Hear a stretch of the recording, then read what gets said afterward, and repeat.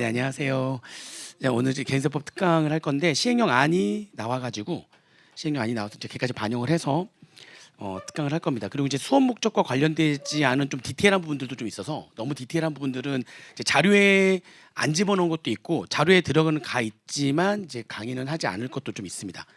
그래서 여기에는 좀 이제 그 PPT 자료에는 좀 몇 개 뺐어요. 나눠드린 자료에는 들어가 있는데 빠진 자료들도 좀 있는데 그건 너무 디테일한 자료여가지고 굳이 안 보셔도 되는 그런 자료들도 좀 있습니다. 그래서 너무 디테일한 거는 아예 처음부터 안 넣고 몇 개는 좀 집어넣는데 그건 또 수업 목적과 좀 그렇게 또 관계가 또 없을 것 같은 것들은 또 뺐습니다. 그래서 지금 소득세가 좀 양이 많아가지고 소득세부터 먼저 할 거고 소득세 그다음에 부가가치세 그다음에 법인세 그다음에 이제 국기 상증 국징도 몇 개 없긴 한데 그냥 거기까지는 이제 좀 보여드리려고 하고 있고요. 10시까지 할 건데 이게 개인사법 특강은 계속하는 강의가 아니다 보니까 10시 안에 무조건 끝내려고 하거든요. 마지막에 막 한 9시 한 45분쯤 되면 갑자기 말이 막 빨라지거나 막 그럴 수 있어요. 네, 그렇게 알고 계시면 되겠고 그리고 혹시 이제 좀 체크 한번 해보시라고 자료 중에 OX 문제 자료도 하나 만들었는데 그러니까 이제 쭉 이제 말로 한번 쭉 한번 정리해 보라고 해서 법인세랑 소득세랑 부가가치세랑 해가지고 개정되는 내용들만 반영을 해가지고 그래서 OX 문제들을 한번 쭉 만들어 봤으니까 이제 오늘 정리하고 난 다음에 한번 체크를 한번 쭉 한번 해보세요. 쭉 한번 문제 풀어보시면은 뭐 2차생들이라도 한번 그 내용들 내가 정확히 이해했는지 한번 쭉 한번 OX 문제를 한번 쭉 풀어보시면 도움이 아마 되시지 않을까 싶습니다. 그래서 양이 많은 소득세부터 먼저 내용을 좀 보도록 하겠습니다.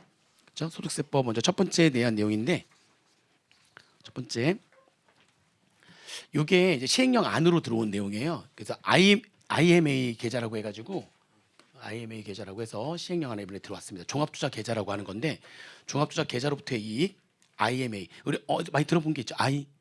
ISA가 있죠. ISA 개인종합자산관리 계좌. 그 ISA 계좌로부터 받은 이익은 걔네들은 둘로 나눠져 가지고 400 또는 200 기준 금액이 둘로 나눠져서 서민형이냐 일반형이냐 둘로 나눠져 가지고 이제 400만 원 또는 200만 원까지 비과세 초과되는 금액은 9%로 무조건 분류과세 하는 거. 근데 걔는 아무튼 종합과세 되지는 않죠. 비과세 아니면 무조건 분류과세. 근데 이게 종합투자 계좌라고 하는 게 하나 있는데 이게 어떤 거냐면 증권사가 고객 예탁금을 기업 금융자산에 투자한 다음에 실적에 따른 수익을 고객에게 배당하는 상품이니까 이게 일반적인 그냥 증권사가 하는 상품들이죠. 근데 여기 핵심은 뭐냐면 만기 때에 원금을 보장하는 그런 계좌예요. 그러니까 수수료가 좀 높아요. 만기 때 원금을 보장하니까 수수료가 높다. 이런 계좌가 있어요. 만기 때 원금을 보장하는 계좌가 있고 수수료가 꽤 높은 그런 계좌가 있다. 그 IMA로부터 받는 부터의 이익 요거는 어디에 포함시키기로 했냐면 이번에 시행령에서 유사배당 소득 있죠. 유사배당 소득에 포함시키기로 했어요. 그러니까 유사배당 소득에 포함이 되는 거니까 유사배당 소득 그러니까는 우리가 언제나 배당이라고 하는 거는 그로스업 대상이냐 아니냐 이거 따져봐야 되는 거죠. 그죠? 근데 우리가 유사배당 소득은 요건 이해 불충족에 다 포함이 돼 있어가지고 거기에 포함되는 거니까 그로스업 대상이 아니죠. 그렇죠. 그러니까 별도로 그로스업 대상이다 아니다 얘기할 필요가 없어요. 어디에 포함시키기로 했기 때문에 유사배당 소득 그러니까 이제 비슷비슷한 것들이 좀 많죠. 그러니까 집합 투자 기회로부터의 이익, 그죠? 조각 투자 상품으로부터의 이익, 그리고 이번에 들어온 종합 투자 계좌로부터의 이익, 그죠? 얘네들 전부 다 요건 이해 불충족, 그죠? 조건부 종합이에요. 조건부 종합, 일반적인 배당, 조건부 종합인데 뭐의 대상이 아닌, 그로스업 대상이 아닌 배당이 하나가 들어왔습니다. 그래서 종합투자 계좌로부터의 이익에서 문제 나오면은 걔네들은 조건부 근데 뭐의 그로스업 대상이 아닌 조건부 배당으로 하나 이번에 들어왔다. 그래서 종합투자 계좌로부터의 이익, IMA로부터의 이익은 유사배당 소득에 포함시켰다 해가지고 하나가 새롭게 들어왔다고 보시면 되겠습니다. 이게 첫 번째로 보는 내용이고요. 그 다음에 두 번째로 보는 거 자본준비금. 자본준비금의 이제 감액으로 인한 배당에 대한 내용인데 자본준비금 감액으로 인한 배당은 법인세나 소득세나 내용은 일단 기본적으로는 같죠.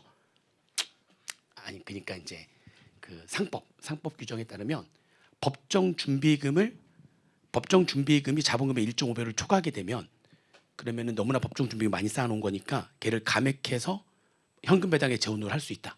그죠? 그게 이제 법정 준비금 감액 배당 어디에 있는 거죠? 상법에 있는 내용이에요. 상법에 있는 내용. 근데 이제 그 중에서 이제 이익 준비금을 감액할 수도 있고 이익 준비금 요거를 감액해서 배당 줄 수도 있고 그다음에 자본 준비금을 감액해서 배당 줄 수도 있고 법인세랑 소득세랑 똑같았는데 차이가 나는 게 하나가 있었어요.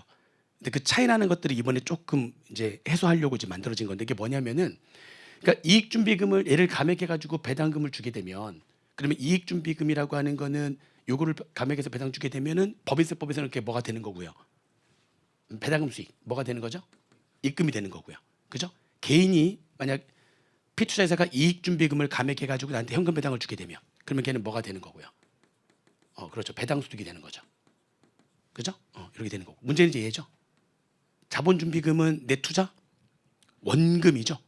투자 원금이니까 투자 원금을 지금 내가 현금으로 받게 되면 내가 돈 받은 것만큼은 이익이 아니라 투자 원금의 회수니까 그러니까 굳이 회계 처리한다면은 차변에 현금 들어오고 대변에 투자 주식가액이 감액되는 거죠.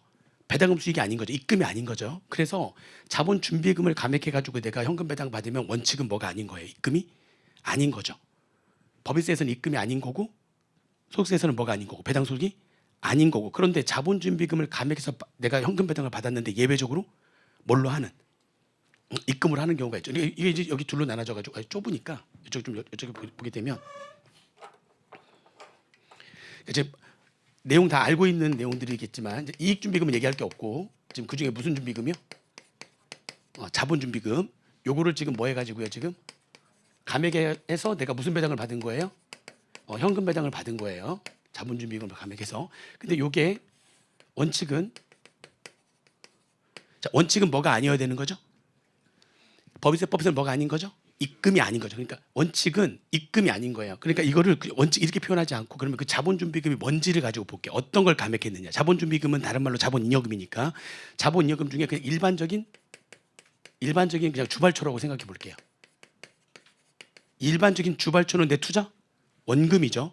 그러니까 투자 원금을 지금 내가 현금을 받은 거니까 뭐가 아니어야 되는 거죠. 차변에 현금 대변에 투자 주기의 감액 입금이 아니어야 되는 거죠. 그런데 요거를 감액했는데도 주발초를 감액해서 현금 배당을 받았는데 입금일 수가 있죠. 아니죠. 그게 아니라. 아니요. 그거는 일반적인 주발초가 아니니까. 그러니까 입금이 아닌 게 한도가 있죠. 내 투자 주식의 장부가액을 한도로 하죠. 이거 참 알았어요. 하나씩 볼게요. 내가 지금 투자 주식의 장부가액이 얼마냐면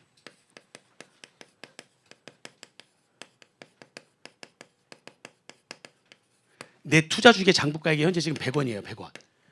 100원인데 근데 지금 제가 지금 자본 주발초를 감액해가지고 내가 현금 배당을 받은 거예요. 그럼 요 투자 주식의 장부가액은 내 투자 원금이잖아요. 지금 그죠? 근데 요거를 감액해서 현금 배당 받으면 내 입장에서는 법인 입장에서는 그거는 차변에 이제 회계 처리 볼게요. 차변에 뭐가 들어오고요? 현금 들어오고 세법상 분계를 볼게요. 그 감액해서 받은 배당이 예를 들어 70원이에요. 근데 지금 내 투자 주식이 지금 얼마 있으니까요, 지금 100원. 그 투자 원금에 있으니까 뭐에 감소를 할 수 있는 거죠? 뭐가 아닌 거죠? 그냥 입금이 아닌 거죠. 그런데 주발초를 감액해가지고 현금 배당 받은 금액이 120원인 거예요. 120원인 거예요. 그럼 현금을 얼마를 받았어요, 지금? 지금 뭐를 감액해서 내가 받았는데요, 지금? 주발초를 감액해서 현금 배당을 받았단 말이죠. 근데 그게 지금 입금이 아닌 이유는 투자 원금 회수. 그러니까 투자 주식가액이 감액돼야 되는데 내 투자 주식은 지금 얼마로 돼 있다고요? 지금 100원.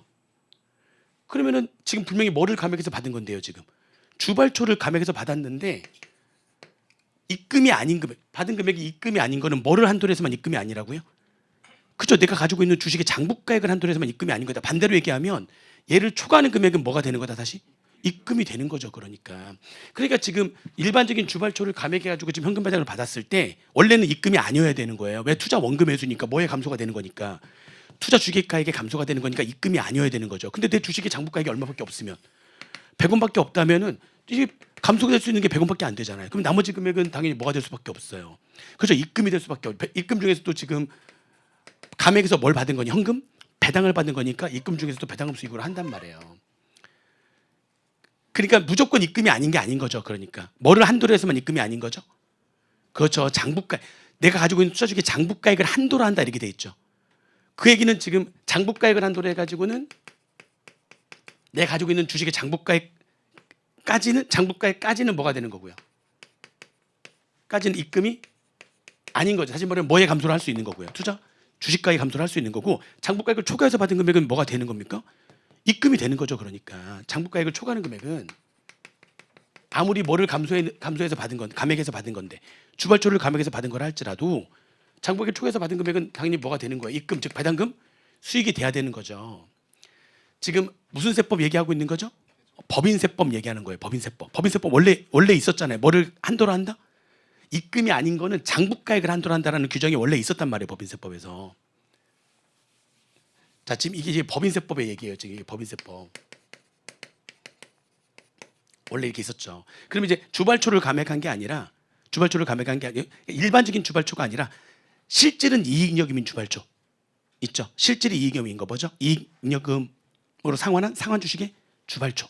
그죠? 아니면은 겉으로는 주발초로 돼 있지만 거기 안에는 채무 출자 전환으로 인한 채무의 출자 전환으로 인한 채무 면제 이익을 회사가 잘못 처리해 가지고 주발초로 들어가 있는 거. 겉으로는 뭔데요, 지금? 겉으로는 주발초지만 실질은 뭐인 거? 이익잉여금인 거. 그죠? 실질은 이익잉여금인 거. 그러니까 겉으로만 주발초지 겉으로는 주발초를 자본주의했지만 그게 실질은 이익잉여금인 거 두 가지가 있잖아요. 그거를 감액해 가지고 내가 현금 배당 받았어요. 그건 당연히 뭐가 되는 거고요. 실질은 뭐니까? 이익잉여금을 가지고 받은 거니까 뭐가 되는 게 맞고요. 입금이 되는 게 맞고요. 그렇죠? 또 뭐를 감액해서 받은 거죠? 자기 주식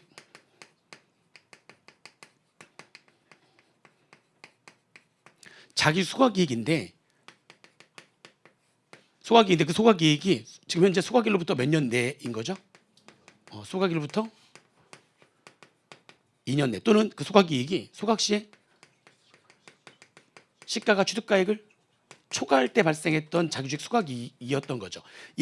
이거를 감액해 가지고 지금 내가 현금 배당 받았다면 이것도 뭐가 되는 거고요. 그러니까 의제 배당에 해당되는 것들은 다 입금을 하는 거잖아요. 그리고 이제 들어가는 게 또 이제 뭐가 있었어요? 1%의 재평가세가 적용된 재평가 적립금. 그죠? 요거를 감액해 가지고 내가 현금 배당 받은 거. 그리고 또 뭐가 더 있었죠? 3%의 재평가세가 적용된 재평가 적립금을 감액해 가지고 현금 배당 받을 수가 있는 거죠. 여기까지 얘기했었잖아요. 그리고 무상주 피투자 회사가 자기 주식을 보유함에 따라서 무상주 추가로 배정받은 그런 무상주를 추가로 배정받은 거지 감액해서 현금 배당하는 건 아니니까 여기에서는 걔는 언급이 있을 수가 없는 거고 그 무상주 추가 배정분이니까 딱 여기까지가 의제 배당에 해당되는 거에서 여기까지인데 얘는 뭐가 되는 거고요. 입금. 얘는 원래 의제 배당 재원이 아니잖아요. 그래서 입금이 원래 아니어야 되는데 뭐라고 했었죠? 얘하고에는 재평가법을 위반한 거기 때문에 이 두 개가 다 재평가법을 위반한 거기 때문에 법을 위반해 가지고 내가 돈을 번 거니까 이건 전부 다 입금을 해서 과세를 한다 이렇게 만들었다고 그랬죠. 이게 법인세랑 소득세랑 일단 기본적으로는 같아요. 기본적으로 갖고 이제 수입 배당금 입금불산입 이중과세 중은 어떻게 할까요? 뭐만 수입 배당 입금불산입 안 하는 거죠? 이 중에서 얘만 수입 배당 입금불산입 안 하는 거죠. 법인세에서 이렇게 하고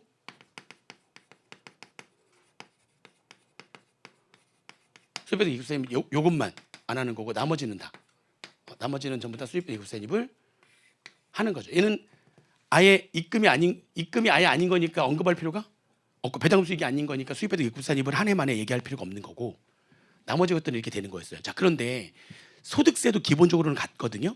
기본적으로 같은데 소득세에서는 기본적으로 여기 얘 빼고 얘기할게요. 나머지는 다 기본적으로 같았어요.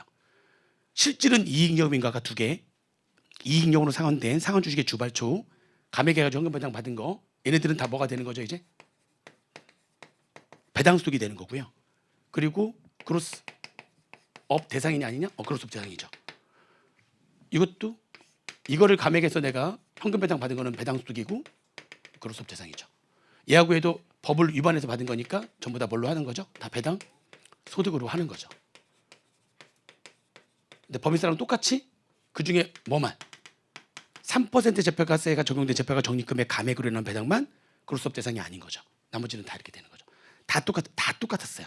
문제는 뭐냐면 여기가 문제가 되는 게 이게 개인이잖아요. 개인은 주식의 장부가액이 얼마인지 관리를 한다 안 한다? 안 한다. 그러니까 이게 이 내용이 없었던 거예요. 이 내용이 장부가액을 한도로 한다는 규정이 얘는 있을 수가 없는 거예요. 무슨 말인지 이해되시죠? 왜냐하면 얘는 지금 뭐니까 개인이니까. 일반적인 개인이 장부에다 주식을 지금 기장하는 게 아니니까 주식의 뭐를 몰라. 장부가액을 모르네. 그래서 지금 기존에 이게 지금 법인세는 얘가 있었지만 법인세는 일반적인 주발초를 감액으로 감액해가지고 현금 배당 받은 거에 대해서 장부가액까지는 입금으로 하지 않고 장부가액 초과하는 금액은 당연히 입금이 될 수밖에 없죠. 현금 받았는데 장부가액까지는 주식이 감액되는데 장부가액을 초과해서 받은 금액은 입금이 될 수밖에 없잖아요. 이거는 법인은 이 내용이 있었지만 얘네들은 그냥 일반적인 주발초를 감액해서 일반적인 주발초를 감액해가지고 현금 배당 받으면 그동안 어떻게 했어요? 전부 다 뭐가 아니었죠. 그냥 전부 다 뭐가 아니었던 거예요. 다. 너는 배당 소득이 아니야. 그냥 이렇게 되고 끝났던 거예요. 그냥 이렇게.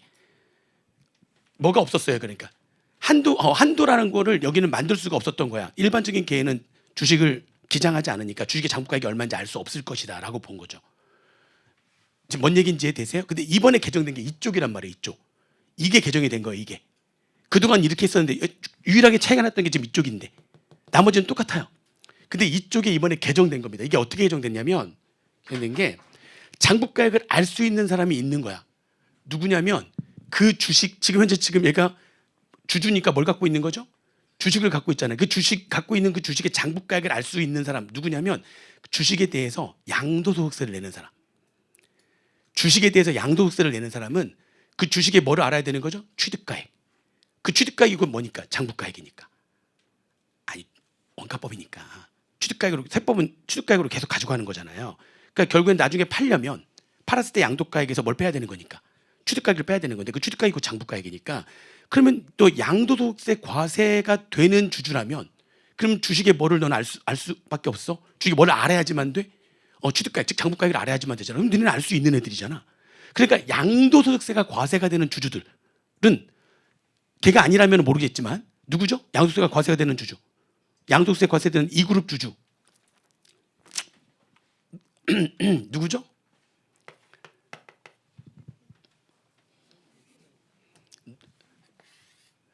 아니 상장 주식을 갖고 있어요. 그죠? 상장 주식을 갖고 있다면 상장 주식의 경우에는 대주주가 양도하는 거, 양도세 내는 거 또는 외거래분, 장외 거래분. 근데 지금 어차피 내가 누구냐가 중요한 거니까 내가 상장 주식을 갖고 있는 누구라고요? 대주주라면 내가. 그럼 너는 뭐를 관리하고 있어야 돼? 그렇지. 주식의 장부가액 관리하고 있어야지. 너는 팔면 양도세 과세가 되는 애니까. 그렇죠? 또 내가 누구라면 비상장 주식을 갖고 있는 그냥 누구라면 주주라면 비상장 주식은 시장의 활성화 관계가 없는 거니까 양도세 무조건 과세가 되는 거잖아요. 그러면 비상장 주식을 갖고 있는 사람은 나중에 팔 때 무조건 뭘 낼 거니까 양도세를 낼 거예요. 물론 저기 적혀 있는 것대로 비상장 주식을 갖고 있는 주주인데 예외가 한 명 있죠. 여기 예외 얘 있죠. 얘는 양도세 안 내는 거죠. 그게 여기 얘잖아요. 대주주가 아닌 자로서 한국금융투자협회가 행하는 장외 매매 거래에 의해서 양도하는 중소 중견기업의 비상장 주식은 양도세를 안 내거든요. 딱 이 가로 안에 있는 얘 빼고 얘는 뭘 안 내는 거니까 얘네들은 여기서 거래하는 중소 중견기업의 주식이라면 양도세를 안 내는 거니까 걔네들은 또 장부가액을 관리할 필요가 있어요 없어요? 없죠. 양도세 안 내니까. 그러면 양도세를 내야지만 되는 얘네들 여기 지금 예외 한 명 빠진 예외 하나 있고 예외 하나 제외. 얘를 뺀 비상장 주식에 갖고 있는 주주거나 아니면 상장 주식에 내가 누구라면 대주주라면 나중에 팔 때 뭐를 내야 되는 거니까 양도세를 내야 되는 거니까 걔네들은 뭐를 관리하고 있을 것이다. 그렇죠. 주식의 장부가액이 얼마인지를 관리하고 있을 것이다. 그러니까 그러면은 어떻게든 배상소로 좀이라도 과세를 하고 싶잖아요. 그러니까 아예 배상소로 보지 않았었는데 아니네 관리하고 있는 애가 있네. 그럼 얘네들 말고는 여전히 양도세를 안 내는 거니까 주식의 장부가액 관리를 해요 안 해요? 안 하죠. 안 하는 애들은 장부가액 넘어가는 금액 배당소로 하겠다고 하는데 그걸 알 수가 없단 말이죠. 그런데 얘네들은 알 수가 있다는 거예요. 왜냐면 얘네들은 관리를 할 거니까. 그래서 얘네들만 뭐를 한도로 하는 거예요. 똑같죠. 그렇죠. 얘네들만 지금 뭐를 감액해서 내가 받았는데요. 주발초를 감액해가지고 현금 배당을 받았는데 주발초를 감액해서 현금 배당 받았는데 얘네들은 관리가 되니까 니네들은 뭐까지만 배당소득이 아닌 거야? 그렇죠. 장부가액까지만 배당소득이 아닌 거고. 지금 무슨 말인지 이해되세요? 여기까지는 뭐가 아닌 거고 배당소득이 아닌 거고 장부가액을 초과하는 거는 관리가 됐으니까 초과하는 거야? 그럼 너는 뭘로 할 거야? 배당 소득으로 할 거야. 얘네들이 아니면 여전히 주식의 장부가액이 관리가 돼요, 안 돼요? 안 되죠. 얘네들이 아니면. 왜냐면 얘네들은 뭐를 내니까 관리가 되죠? 그러죠. 나중에 팔면 양도세를 내는 거니까 양도세를 내려면 주식의 추가액이 얼마인지 알아야지만 되는 거잖아요. 그죠? 얘네들은 관리가 된다고 보는 거예요. 그래서 장부가액까지는 배당수로 보지 않겠다. 법인세랑 똑같이 가는 거죠. 얘네들만. 장부가액을 초과하는 거는 배당수로 하겠다는 거죠. 근데 얘네들이 아니면 여전히 관리가 안 되는 거니까 뭘로 안 보는 거고요. 배당수로 안 보는 거고요. 이번에 개정된 거는 이겁니다. 개인들도 관리되는 애들이 있잖아. 관리되는 애들은 저렇게 법인세랑 똑같이 해가지고 조금이라도 배당수로 더 과세하는 게 맞는 거니까. 자, 문제는 뭐냐면 자 배당수이니까 이제 뭐 따져봐야 되는 거예요? 그렇죠. 그로서 대상이냐 아니냐. 근데 지금 현재 어떻게 돼 있냐면 이게 감액으로 인한 배당 중에서 그로스업 대상이 아닌 건 뭐만 그로스업 대상이 아닌 걸로 지금 돼 있죠? 그렇죠. 얘만. 그러면 지금 이거는 언급이 따로 없는데 어차피 이것만 그로스업 대상이 아닌 걸로 감액 배당 중에서 그로스업 대상이 아닌 거는 얘만. 감액에서 받은 배당을 받았는데 배당 속에 해당되는 거라면 얘만 그로스업 대상이 아니다. 그럼 얘는 당연히 뭐 또 하는 겁니까? 그로스업 대상이 되는 겁니다. 대신에 배당 속이 되는 대신에 뭐는 되는 거예요? 그로스업 대상이 되는 거다. 그로스업 대상이 아닌 감액 배당은 뭐밖에 없으니까 3%의 재평가세가 적용된 재평가 적립금의 감액 배당만 그로스업 대상으로 안 보겠다라고 지금 열거가 돼 있기 때문에 걔가 아닌 거니까 쟤는 그로스업 대상으로 보셔야 됩니다. 뭐가 바뀌었는지 아시겠어요 지금? 그러니까 지금 이렇게 글만 보면은 뭐야 이렇게 될 수도 있는데 저 얘기예요. 저 얘기. 그동안 법인세랑 소득세랑 감액 배당에서 차이가 났던 부분이 하나 있었는데 그 차이가 날 수밖에 없었다는 거죠. 왜냐하면 개인은 주식의 장부가액을 관리하지 않을 거니까. 배당수로 과세 재원 자체가 일반적인 주발초니까 그러면 걔는 배당수로 과세할 수가 없었단 말이죠. 무슨 말인지 이해되시죠? 그런데 관리할 수 있는 애가 있네? 쟤네 둘? 뭐가 과세가 되는? 양도세가 과세가 되는. 여기 얘네들이 지금 양도세가 과세가 되는. 이 말을 제가 집어넣은 거예요. 이게 실제 지금 이게 지금 소득세법 시행령 내용인데 거기 내용 보면 요 말이 없어요. 요 말이 없어요. 그냥 얘네들만 적혀 있죠. 이제 이게 왜 얘네들만 그러면은 저렇게 하기로 했느냐? 얘네들은 양도세가 과세가 되는 애들이니까 가지고 있는 주식의 장부가액을 뭐 할 것이다? 관리를 할 것이다. 그렇죠? 그러니까 그 장부가액까지만 배당속으로 안 보는 거고 장부가액을 초과해서 네가 받은 감액 배당 받은 게 있는 거야? 그럼 배당속으로 할 거야라고 하는 얘기입니다. 아시겠죠? 조금 어려운 얘기였어요. 자, 그다음에 뭐 이런 것들은 이제 중요하지 않으니까 청년 도약 계좌 세제 지원이 종료가 됐지만 대신 청년 미래적금이라는 요거 청년 도약 계좌 비과세 있잖아요. 이때까지 가입해 가지고 받는 이자 이제 비과세 하는 게 있었는데 그거 종료가 됐고요. 대신에 뭐가 생겼다고요? 없어지고 생기고 하는 거니까 아무튼 뭐 청년자 나오면 다 그냥 뭘로 하시면 되죠? 다 비과세로 하시면 됩니다. 전부 다 한도 내 금액으로 생각하시면 되고요. 시험 문제에서 이제 1차나 2차나 문제가 나오려면은 근무소득 종합과세 대상자로 해가지고 문제가 나와야 되잖아요. 그러면은 기본적으로는 청년이 안 나오겠죠. 그죠? 청년이 근무소득 종합과세 대상자가 나오면은 문제 풀 때 기분이 좀 살짝 안 좋아질 수도 있고 막 그러잖아요. 그러니까 그런 건 잘 안 나올 겁니다. 자, 이제 이번에 또 이제 가장 큰 것 중에 하나가 이제 이건 조특법에 있는 내용에서 들어온 내용인데 이제 고배당 기업에 대한 배당수수 분리과세 도입에 대한 내용입니다. 그러니까 이제 조특법상 내용이다 보니까 이게 그래도 이제 세무사 준비하시는 분들 같은 경우에는 이제 세법학으로도 나올 수가 있는 거고 세무회계 계산 문제에서도 나올 수가 있는데 이제 주의를 하실 게 좀 있기는 해요. 그러니까 몇 가지 좀 주의하실 거에 대한 얘기를 좀 할 건데 일단 고배당 기업, 배당을 많이 하는 기업이라는 거죠. 요건이 있어요. 요건을 충족한 고배당 기업으로부터 받은 배당 소득은 분리과세를 하는 건데 그냥 무조건 분리과세 하는 거 아니에요. 그것도 나중에 한번 얘기해 볼게요. 무조건 하는 건 아니고요. 일단은 고배당 기업이 누구냐? 요건을 충족해야 되는데 고배당 기업은 기본적으로 상장법인이어야지만 돼요. 비상장법인은 아무리 배당을 많이 한다 할지라도 분리과세 할 수 없어요. 여기서 말하는 고배당 기업은 고배당 기업 자체가 누구여야지만 된다고요? 상장기업인데 코넥스 상장은 제외해요. 그러니까 코스닥 상장이랑 코스닥이랑 그다음에 코스피 거기 상장만 얘기하는 코넥스 빼고 코넥스 빼고 상장법인이니까 코스피랑 코스닥 상장법인이어야 되고요. 그죠? 그 코스피랑 코스닥 상장법인에 내가 주주여야지만 돼요. 그리고 배당을 많이 하는데 얼마만큼 배당을 많이 했느냐 요건이 여러 가지 요건이 충족돼야 되는 건데 두 번째 상상 법인이어야 된다. 두 번째는 24년도가 기준 연도예요. 24년도에 비해서 현금 배당이 감소하지 않아야 돼요. 24년도에 비해서. 그러니까 지금 언제나 지금 28년도도 27년도에 배당을 받았어요. 그럼 27년도에 배당을 받은 것도 언제에 비해서 24년도에 비해서 배당이 감소하지 않았어야 되는 거니까 같거나 커야 돼요. 그러면 그 고배당 기업 상장 기업이 25년도에 설립된 회사면 어떻게 할 거냐는 거죠. 그건 또 여기 밑에 별도로 따로 지금 또 나와 있어요. 잠깐 보시면 여기 밑에 보시면 어디 갔대요?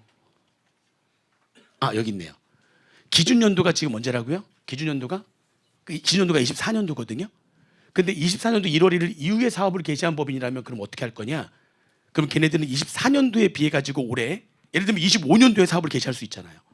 그럼 27년도라고 생각하시면요. 27년도에 배당이 24년도가 존재하지 않는데 그때는 어떻게 할 거냐? 최초 사업도 배당보다 최소 사업보다 배당이 감소하지 않으면 돼요.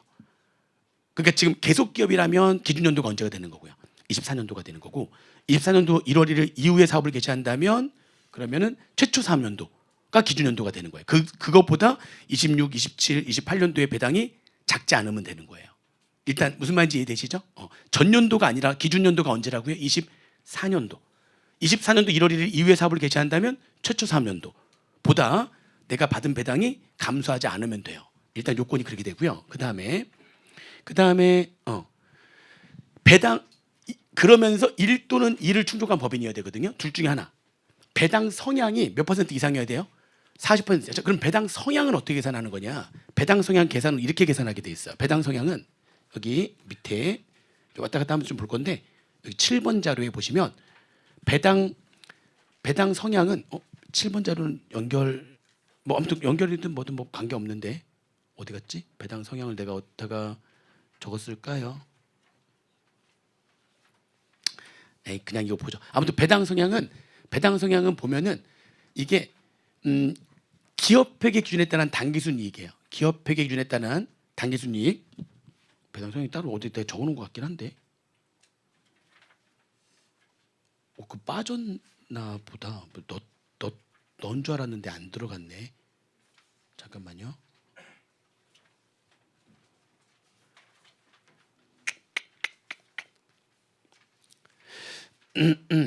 배당 성향이라고 하는 거는 분모가 아무튼 기업회계 기준에 따른 당기순이익이에요.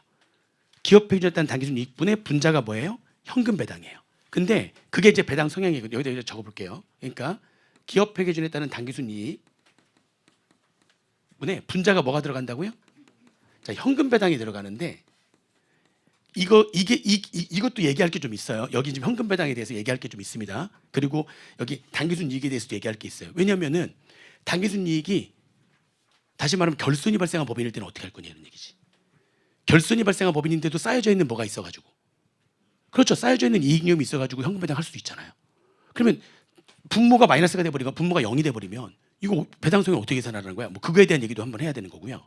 뭔 얘기인지 이해되시죠? 그 다음에 분자에 현금 배당 같은 경우에도 그냥 금전으로 받은 배당만 들어가는 거냐? 그게 아니라 뭐 하나가 추가가 되는 게 하나가 있어요. 금전으로 받은 배당인데 그래서 이제 그거에 대한 얘기를 좀 해볼 건데 아무튼 배당 성향 이거에 대한 얘기는 좀 이따 하고요. 배당 성향이 몇 % 이상이거나 배당 성향 자체가 40% 이상이거나 아니면 배당 성향은 몇 % 이상인데 5% 이상인데 직 전전이에요. 직 전전 대비 몇 % 이상 배당이 증가하면 돼요. 전전 대비 전년도가 아니라 전전년도 대비 배당이 10% 이상 증가하면 돼요. 두 가지가 모두 충족하면 돼요. 그러면 고배당 기업이 되는 거예요. 다시 일단 고배당 기업은 누구여야지만 되고요. 상장 코스피나 코스닥 상장 기업이어야 되고요. 그죠? 그다음에 두 번째 기준연도보다 배당이 감소하지 않았어야 돼요. 기준연도는 계속 기업이라면 24년도 1월 1일 이후에 사업을 개시했다면 최초 사업연도가 기준연도가 돼요. 그거보다 올해 배당이 감소하지 않았어야 돼요. 아시겠죠? 세 번째는 둘 중에 하나. 배당 성향이 40% 이상이거나 아니면 배당 성향은 25% 이상인데 직 전전 대비 현금 배당이 10% 이상 증가했거나 둘 중에 하나가 되면 되는 거예요. 1 또는 2. 아시겠죠? 그리고 마지막 네 번째. 그리고 우리 회사는 페이퍼 컴퍼니가 아니어야 돼요. 무슨 투자회사, 무슨 투자기구, 유동화 전문 무슨 회사. 걔네들이 아니어야 됩니다. 얘네들이 그거예요.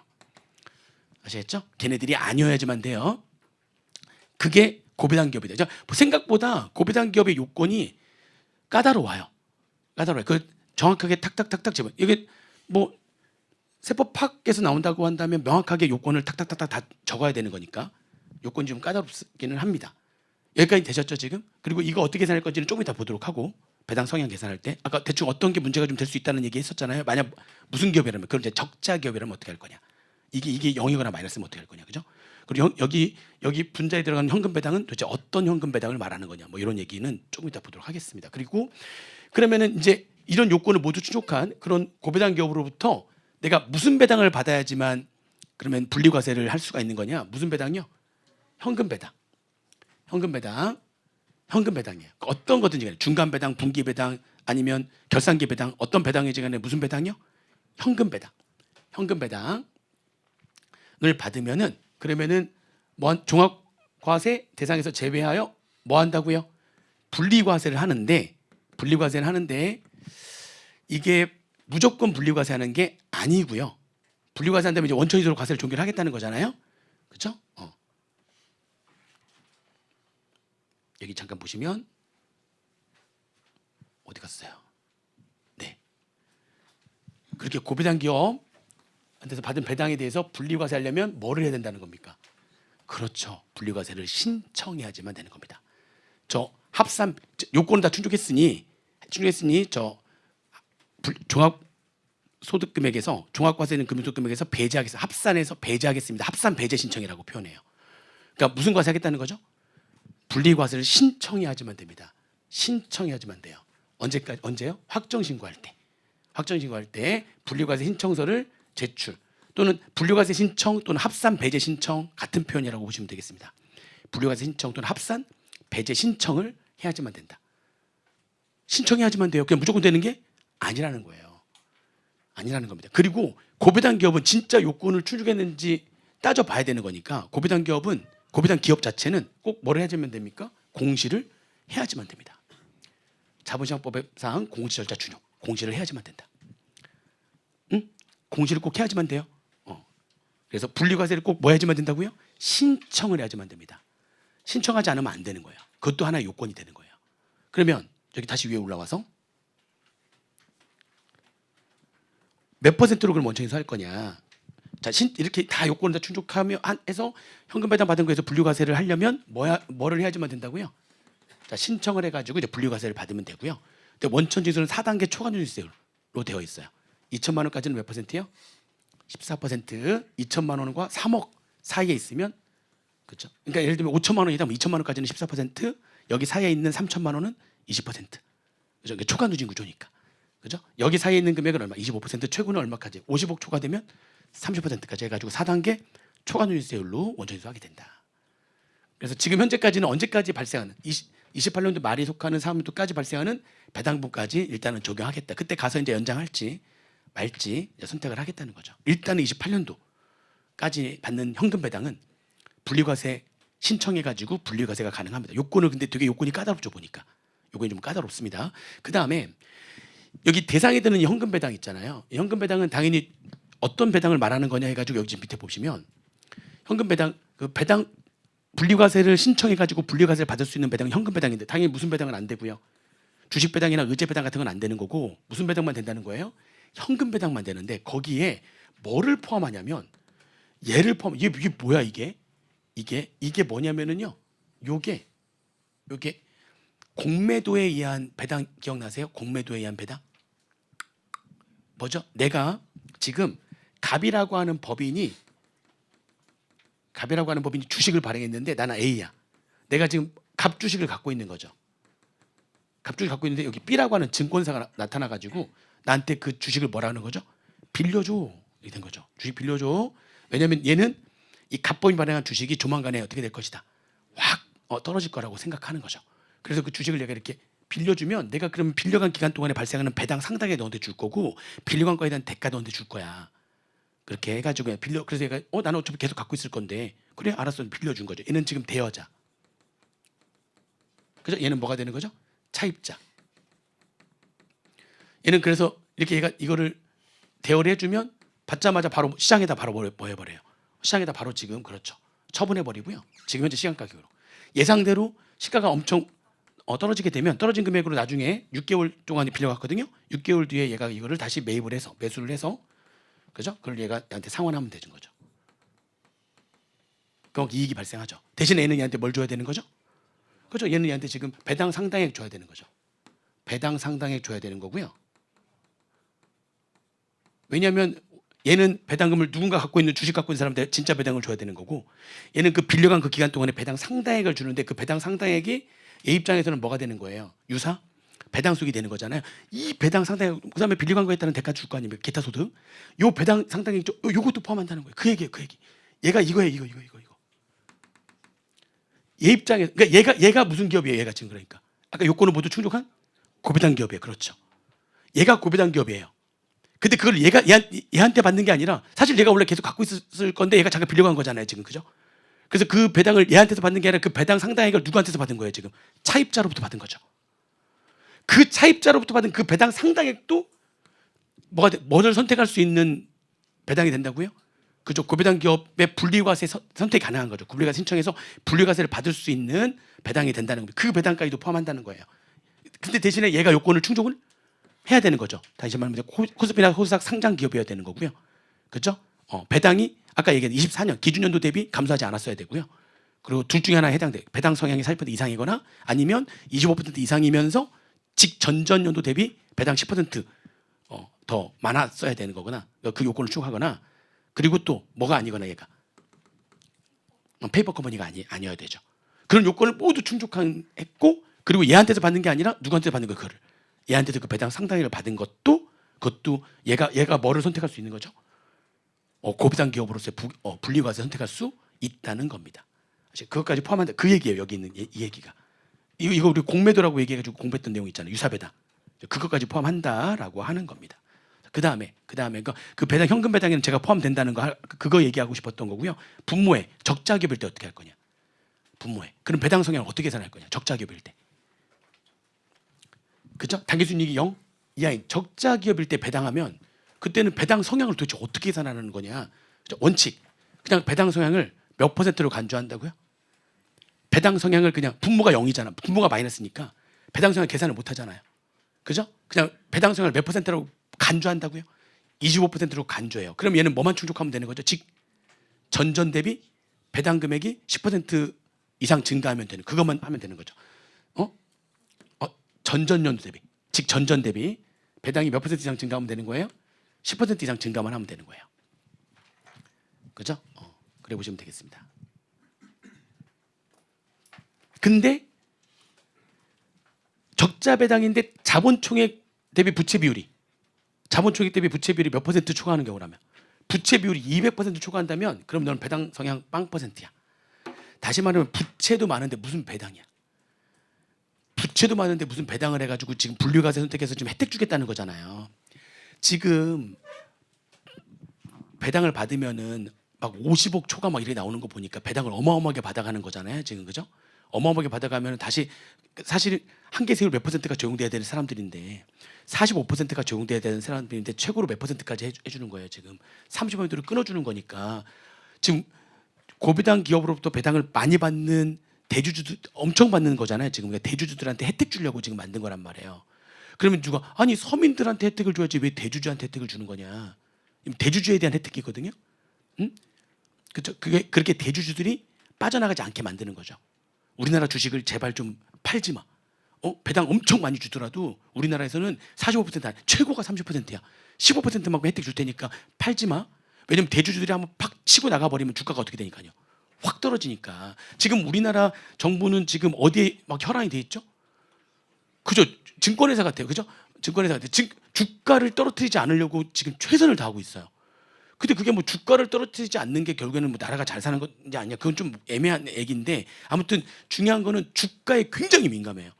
그래서 그 주가를 떨어뜨리지 않으려고 만든 규정이에요. 그러려면 그러려면은 막 서민들을 위하는 게 아니라 결국 누구를 위해야지 이게 주가가 안 건드려지는 거죠? 그렇죠. 엄청난 자산가들한테 혜택을 줄 수밖에 없는 거예요. 그러니까 아이러니하죠. 그러니까 서민들을 위해서 주가를 떨어뜨리지 않으려고 누구한테 혜택을 주는 겁니까? 그렇죠. 자산가들한테 혜택을 주는 좀 이런 아이러니한 상황이 발생을 하는 거죠. 그러니까 자산가들은 지금 신났어요 지금. 그러니까는 신났죠 지금. 세금이 15%면 어마어마하거든요. 15% 사이면 그죠? 어마어마합니다. 뭐 돈 많이 버는 사람들은 이번에 차은우 보니까 막 돈 많이 버는 사람들 보니까 뭐 몇천억씩 막 버는 건데 차은우가 그러니까 3년 동안 가공에서 근개한서로 인한 세금 그 가산세만 지금 82억이라고 하는 거니까 아시잖아요. 그지 올해부터 바뀌어가지고 좀 이따 보겠지만 가공에서 근개한서는 4%인데 작년까지 몇 %였으니까요. 3%. 그럼 공급 대가에 3%한 금액이 82억이 나왔으니까 그럼 공급 대가는 한 2,700, 800억? 3년 동안 한 명이 가능하다니까요. 그러니까 그 정도의 자산가들이 그런 자산가들이 많나 봐요. 근데 그런 자산가들한테 혜택을 줄 수밖에 없는 거죠. 그래서 부채 비율이 이렇게 많은데 적자 기업인데 뭐라는 거죠? 얘가 지금 적자고 부채도 많고 엄청나게 많고 하는데 지금 뭐를 막 주는 거죠? 배당을 주는 거잖아요. 이거는 혜택 줄 수 없어. 이거는 분리과세 혜택 안 줄 거야. 그냥 배당성의 몇 %인 거야. 빵 %니까 이거는 혜택 요건을 추구를 못 하게 되는 거죠. 그러니까 아무리 그런 기업인데 배당을 한다. 이건 좀 아니죠. 이건 아니죠. 이런 기업한테는 혜택 줄 수가 없는 거죠. 아무튼 그렇게 보시면 되겠습니다. 지금 좀 이게 정신 문구로 좀 봐야 되는데 그거는 나중에 이제 교재가 나오면은 세법학 교재든 세무회계 교재든 교재가 나오면 거기 안에서 이제 문구로 좀 보시면 알겠지만 기본적으로 틀이 이렇게 돼 있다는 거 틀만 좀 이해하시면 될 것 같고요. 틀만 좀 이해하시면 되겠다. 이 정도면 될 것 같아요. 자, 그 다음에 얘기하는 거는 뭐 주택청약 종합저축 세제 지원이 이게 원래 25년도 말로 끝나는 건데 주택청약 종합저축에 대한 세제 지원은 기한을 연장시켰다. 뭐 이런 것들은 뭐 그냥 비과세 종합저축 과세 특례 가입 대상자 이것도 뭐 그렇게 우리 수업 목적상은 중요하지 않은데 아무튼 기한이 연장됐다. 비과세 종합저축도 요거는 많이 나오는 거죠. 우리가 이제 집합투자기구로부터 받은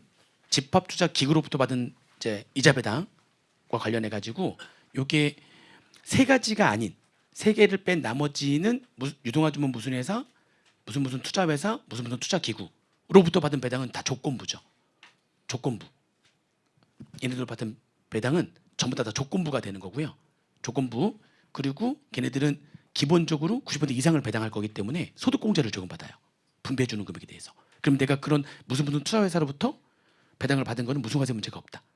그죠? 걔네들이 나한테 배당 주는 금액에 대해서 소득공제를 조금 받기 때문에 법인세를 안 내요. 그럼 근데 이쪽에서 과세되는 거니까 무슨 과세 문제가 없다. 이중과세 문제가 없어서 무슨 대상이 아니다. 그로스업 대상이 아니다. 그죠? 근데 세 개는 무조건 분리과세. 세 개는 무슨 투자회사, 투자기구, 유동화주문 무슨 회사로부터 받은 배당인데 세 개는 무조건 분리과세니까 걔네들은 뭐 무조건 분리과세니까 뭐 그로스업 이내 뭐네 이런 거 얘기할 필요가 없는 거죠. 그 세 개 중에 하나가 원래 작년 말로 끝나는 거였는데 투용자 집합투자기구로부터 받은 배당 납입 한도 1억 원 그 요건을 추적하게 되면 14% 그때 그 투용자 집합투자기구로부터 받는 배당은 14% 무조건 분리과세하는 게 작년도 말로 원래 끝나는 거였거든요. 근데 그게 3년 더 연장됐어요. 그래가지고 이거 말고 또 있죠. 공모부동산 집합투자기구 그죠? 걔는 납입 한도가 투자 금액 한도가 5천만 원이고요. 투자일로부터 3년 내 배당을 받으면 9% 무조건 분리과세 되는 거. 또 하나 있었죠. 기회 발전 특구 집합투자기구 그렇죠? 걔네들은 10년 안에 투자일로 10년 안에 받으면 되는 거고요. 가입일로부터 10년 안에 받은 배당이고요. 걔네들 같은 경우는 9%로 무조건 분리과세 하는 거고. 그러니까 그 세 가지 14, 9%짜리 두 개 더 있죠. 그죠? 걔네들 빼고 나머지는 무슨 유동화주문 무슨 회사 무슨 투자 무슨 투자회사 무슨 투자기구로부터 받은 배당은 다 조건부가 되는 거고 그로스업 대상이 아니다. 네. 이것도 기한 연장된 거고요. 요거 뭐 농어가 목돈마련저축도 기한이 연장됐습니다. 이것도 그냥 그렇다 보고 보시면 되고요. 원래 교재에 있었던 게 기한이 원래 작년 말로 끝나는 거였었는데 농어가 목돈마련저축에서 받는 이자 배당은 비과세한다. 이게 이제 작년까지였거든요. 근데 이제 그 기한이 더 연장됐고요. 그리고 요거는 요게 지금 뭐냐면은요. 요게 그 농협, 수협, 그죠? 그다음에 신협, 새마을금고 얘네들입니다. 얘네들 다 무슨 그 이제 농협 등에 여기에 지금 농업업 나누는데 농협, 그죠? 수협 뭐 이렇게 수산업협동조합, 수협, 그다음에 뭐 신용협동조합, 산림조합도 있고요. 그리고 새마을금고까지. 아이고 얘네들. 자, 그럼 여기는 이거는 좀 이렇게 좀 보시면 되는데 그게 지금 어떻게 됐었냐면은 다 이게 비과세였거든요. 이게 작년까지. 근데 원래 작년까지만 비과세고 올해부터는 원래 5% 그럼 무조건 다 그런 건 아니고 여기가 지금 농협 등이에요. 농협 등인데 여기에다가 요건을 충족해야 돼요. 여기에 지금 출자 A가 여기에 좀 출자를 했어요. 출자금은 기본이 2천만 원 한도. 그리고 B가 여기에 지금 예탁을 했어요. 예탁금은 한도가 3천만 원 한도라면 요 요건만 충족하면 얘는 이렇게 적고 이렇게 적었네. 아무튼 얘는 3천만 원 한도, 얘는 2천만 원 한도. 요 요건만 충족하게 되면 지금 출자했으니까 여기서부터 뭘 받고 얘가 지금 그러니까 배당을 받겠죠. 예탁금은 얘한테서 뭘 받겠어요? 이자를 받겠죠. 근데 이 요건만 충족하게 되면 이 농협이나 수협이나 새마을금고로부터 받는 배당이나 이자는 요거는 작년까지 그냥 비과세였어요. 그래서 그게 아마 그 금융소득 비과세 제일 마지막에 농협 등으로부터 법소정의 요건을 충족한 농협 등으로부터 받은 농협 등의 예탁금이나 출자금으로부터 받는 배당수 그 법 요건이 이거예요. 이거 금액. 요 금액 한도 내에서 출자하거나 예탁을 했다면 여기서 받는 배당이나 이자는 작년까지 그냥 뭐 했다고요? 비과세. 작년까지 비과세였어요. 근데 사실 올해부터는 이제 과세되는 걸로 이제 바뀌었거든요. 올해부터 받는 거는 이제 과세가 되는 걸로 바뀌었는데 이번에 개정되면서 혜택을 엄청 준 거예요. 혜택을 엄청 줘가지고 일단 기본적으로 이 요건을 쭉 한 거예요. 이 요건을 쭉 한 상태에서 둘로 이렇게 나눠져가지고 농협이나 수협이나 또는 신협의 조합원이냐 아니면 총급액이 조합원은 아닌데 1번 조합원 또는 총급액이 7천만 원 이하. 그러면서 종합소득 금액은 6천만 원 이하. 만약 근로소득자가 아니면 종합소득 금액만 6천만 원 이하.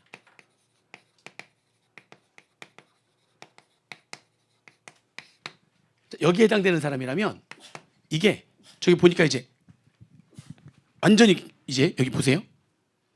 그 요건을 쪼간 사람들한테 원래는 어떻게 되냐면 25년도까지 발생한 이자 배당 소득은 소득 발생 기간은 뭐 비과세하고 26년도에는 5% 분류과세하고 27년도는 9% 분류과세하고 이렇게 하기로 했었거든요. 이제 올해부터 뭐가 되는 거죠? 그러니까 비과세에서 무조건 분류과세 이렇게 옮기는 지금 딱 타이밍이었단 말이에요. 비과세 쪽에 있었잖아요, 얘가. 근데 이거는 이제 이렇게 해가지고 이제 5% 무조건 분류과세 쪽으로 올해 옮기고 내년부터는 어디로 가고 이제 9% 무조건 분류과세 이렇게 지금 옮겨져야 되는데 이게 이번에 개정되면서 어떻게 됐냐면 소득이 발생하는 날이 중요한 게 아니라 엄청 혜택을 준 거예요. 가입을 언제 했느냐. 가입을 언제까지만 가입하게 되면 가입을 그렇죠. 28년도까지만 이게 얘네들에 해당되면은 28년도 12월 31일까지 가입을 했다면 그러면 그 뒤에 계속 이자 배당을 받을 거 아닙니까? 그 뒤에 계속 받는 배당에 대해서 전부 다 뭐 해주겠다는 거죠? 엄청 혜택 준 거예요. 지금 농협이나 수협에 엄청나게 혜택을 준 거예요. 지금 그러니까 이때까지 가입만 하면 다 비과세. 그 뒤에 받는 이자 배당은. 그리고 29년도에 가입하는 거는 그때 가서야 이제 그때 가입해가지고 그 뒤에 받는 이자 배당은 몇 퍼센트로? 5%로 무조건 분리과세. 30년도 1월 1일 이후에 가입하는 거는 그죠? 9%로 무조건 분리과세. 이렇게 된 거예요. 엄청 혜택을 준 거죠. 2번 일이 아니라면 얘가 아니니까 조합원도 아니고 그리고 종합 총급액이 7천만 원 초과 종합소득금이 6천만 원 초과하는 그런 일 이외의자라면 어떻게 할 거냐? 얘는 이제 전년도 가입을 25년도 12월 31일까지 가입한 사람이라면 얘도 다 가입으로 바뀌었어요. 그럼 비과세. 그럼 이때까지 가입만 했다면 이 뒤에 다 비과세. 근데 이제 26년도 이건 이제 과세되는 경우가 있어요. 26년도 1월 1일부터 12월 31일에 가입을 했다면 그러면 이때 가입해가지고 올해 받을 수 있죠. 얘는 5%로 무조건 분리과세. 소득이 생기는 연도가 중요한 게 아니라 가입하는 연도로 바뀌어버리는 바람에 엄청나게 혜택이 돼버린 거예요. 그래서 27년도 1월 1일 이후에 가입하는 것들은 이제 9%로 무조건 분리과세. 그죠? 이렇게 돼버린 거예요. 그래서 이제 모두 어디에도 있는 거고요. 지금 올해 가입해 여기 일 이외자가 올해 가입해가지고 대신 무슨 요건을 일단 충족해야 된다고요? 일단 기본적으로. 그렇죠. 여기 요건을 충족을 해야 됩니다. 이 요건을 쭉 못하면 그냥 일반적인 이자 배당이 되는 거예요. 뭐죠? 일반적인 이자 배당이니까 조건부 종합과세 대상 이자 배당이 되는 겁니다. 이 요건을 충족하지 못하면 이 요건을 충족해야지만 이렇게 비과세나 무조건 분리과세 혜택을 받을 수가 있는 거예요. 다 이 요건 충족하겠죠, 그러니까. 그죠? 그러면은 과세가 안 되거나 굉장히 저율로 과세가 되고 끝나는 거니까. 근데 그 요건을 충족하지 못하면 그냥 조건부 종합이 되는 거고요. 그러면 얘가 아닌 자들은 지금 올해 가입해가지고 올해 이자 받을 수 이자 배당 받을 수 있죠? 그러면 걔네들은 5%로 무조건 분리과세가 된다. 아이고. 그게 이번에 하나 생긴 겁니다. 그 다음에 그런 내용들이에요. 지금 보시면 그런 얘기다 이렇게 보시면 되고요.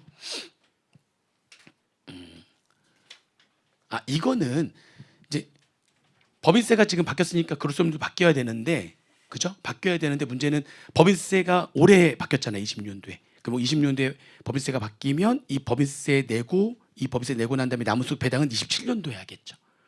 그렇죠? 그래서 그로소득률이 10%에서 11%로 다시 법인세가 올라갔으니까 그로소득률도 올라가야 되는데 언제부터죠? 이거는 27년도 1월 1일부터니까. 그러니까 이거는 올해는 그냥 그대로 그로소득률 몇 %로 계속 가요. 올해 받은 배당은 그대로 10%예요. 올해는 내년부터 받는 배당이 올해 법인세 인상이 반영된 배당은 내년부터잖아요. 그죠? 내년부터 그로소득률이 11% 되는 거고요. 올해는 그냥 그로소득률 그대로 몇 %입니까? 10%로 하면 됩니다. 자, 그다음에 사업소득과 관련된 얘기인데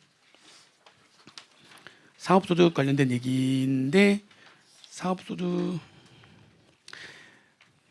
이거 보시면은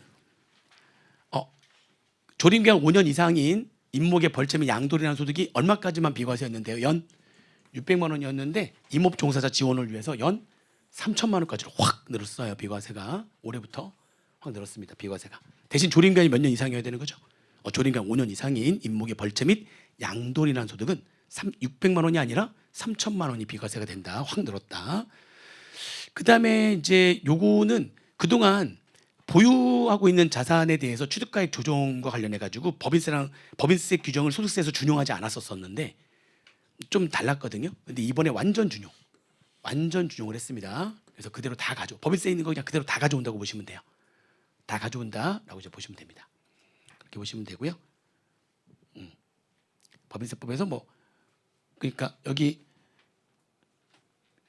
송금 다 인정하는 거고 불공정 자본 거래를 해 가지고 분여받은 이익에 대해서 어떻게 해서 이제 법인세에서는 그만큼 투자주식가액의 증가가 되는 거니까 분여받은 이익에서 입금산입, 투자주식가액의 증가, 유보, 주식가액이 증가되는 거잖아요. 그것도 소득 개인도 다 그걸 다 반영하겠다는 거죠. 다 반영하겠다는 겁니다. 그렇죠? 다 반영한다 이렇게 보면 돼요. 그래서 법인세법상 규정을 그대로 소득세에서 다 가져왔다 그냥 그렇게만 보시면 되겠습니다. 그리고 이거는 좀 그런데 농가 부업 규모 정도의 축산이 이게 이렇게 있거든요. 이게 따로따로예요. 젖소 50마리 따로, 소 한우 50마리 따로예요. 따로따로. 따로따로. 그리고 육성우라고 해가지고 송아지 유일하게 소는요. 송아지를 반마리로 보는 거죠. 나머지는 이제 성축이 아니면 안 세는 거고요. 송아지를 셉니다. 송아지를 2마리를 1마리로 본다 이렇게 돼 있어요. 그러니까 1마리당 0.5마리로 보는 거죠. 돼지는 700마리. 이것도 사냥 따로 300마리, 면양 따로 300마리. 토끼 5,000마리. 닭 우리는 처음 옛날에는 2,000 이랬었거든요. 쭉쭉쭉 늘어가지고 요즘에 닭 따로 얼마? 15,000마리, 오리 15,000마리. 그러니까 여차하면 내려가야 되겠어요. 이게 이거 이렇게 하더라도 과세를 아예 안 하니까 농가 부업 규모 축산이니까. 근데 거기 개가 들어왔어요. 이게 이거 미치겠어요. 개가 들어왔어요. 이게 여기서 말하는 개는 식용개입니다. 식용개. 뭐 하자는 거지? 이게 오히려 개 식용 종식법이 이게 28년도 1월 1일부터 근데 지금 만들어졌는데 지금 농가들 중에서 이걸로 먹고 사는 농가들이 꽤 있나 봐요. 생각보다 좀 있나 봐요. 그래서 그 농가들을 지원하려고 알았어. 그럼 어차피 28년도 1월 1일부터 시작되는 거니까 이제 28년도 1일부터 아예 종식돼요. 걔는 식용에서 아예 완전히 종식됩니다. 그러니까 완전히 종식되는 거니까 그때까지 27년도까지는 얘네들도 그러면 27년도까지는 걔 식용으로 지금 할 수 있는 거잖아. 법은 언제부터 완전히 종식되는 거니까 이제 지금 법은 만들어졌는데 시행 자체가 28년도 1월 1일부터다 보니까 알았어. 그럼 그때까지는 니네 과세 안 할게. 얼마 몇 마리까지는 400만 원까지는. 아무튼 이게 반려견을 키우고 있는 그런 좀 그런데 아무튼 그게 들어왔습니다. 이렇게 보시면 되고요. 요거는 몰라도 돼요. 이거는 뭐 감척 지원금 관련된 내용은 뭐 크게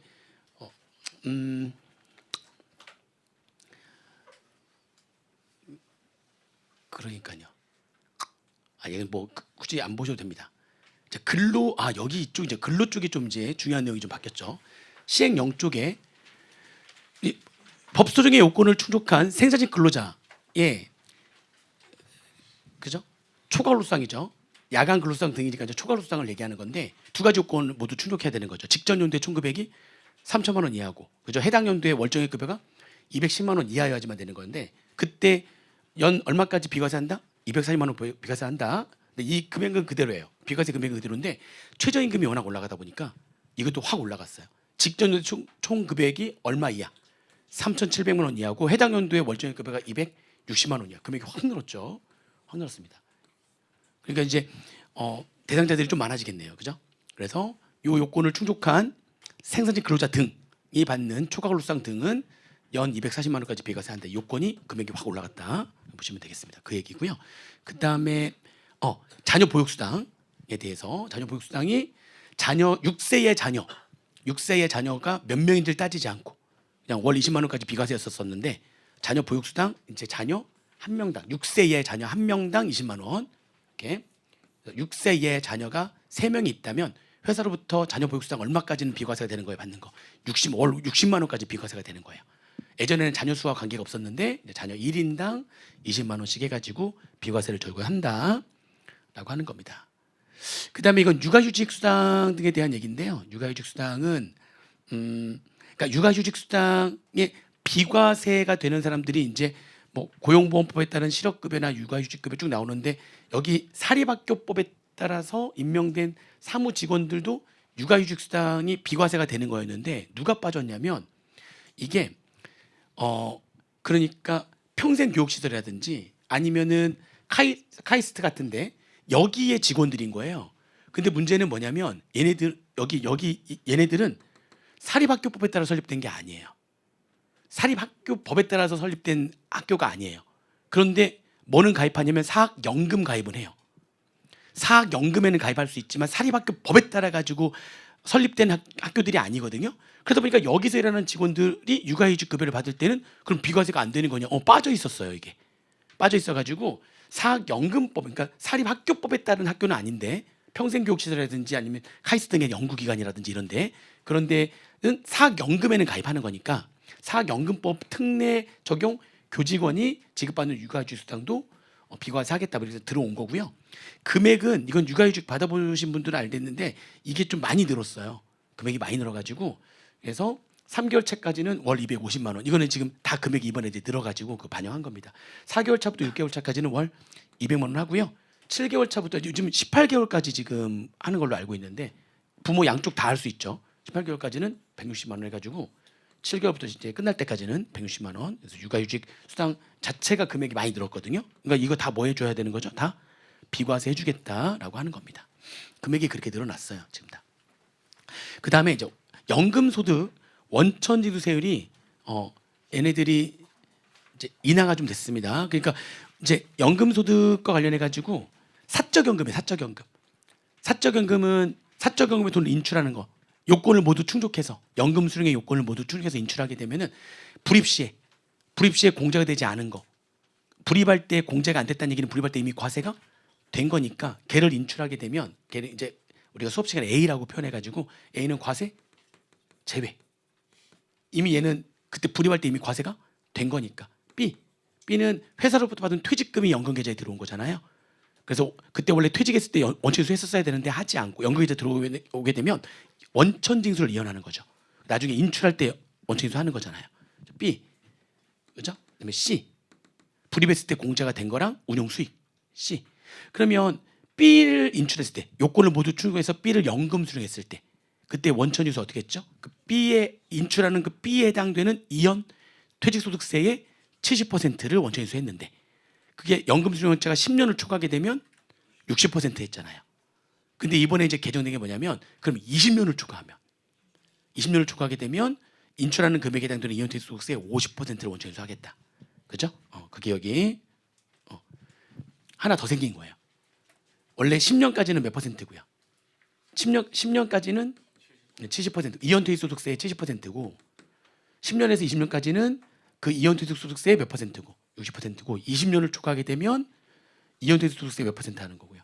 50% 해가지고 그러니까 한꺼번에 연금 외수령했을 때의 이연퇴직 소득세 60% 50%라는 얘기죠. 그러니까 요게 하나가 더 생긴 거예요. 그리고 C 연금 수령 요건을 모두 충족해 가지고 C를 인출하게 되면 그러면 걔는 원천 인수가 어떻게 됐었죠?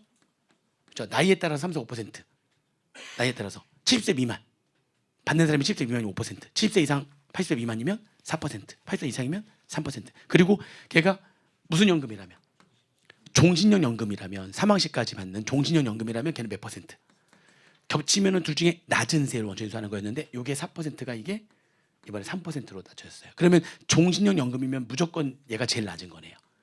종신형 연금이면은 그래서 그 종신형 연금이 그게 종신형 연금이 4%에서 몇 퍼센트로 3%로 인하가 됐다라고 하는 겁니다. 그래서 그 연금 계좌에서 사적 연금이죠. 사적 연금 연금 계좌에서 B하고 C 인출했을 때 원천 세율이 인하가 되는 겁니다. 인하가 된 게 두 군데가 있다는 거죠. B도 하나가 있고 C도 하나가 있고 그렇게 바뀌었다. 이렇게 보시면 되겠습니다.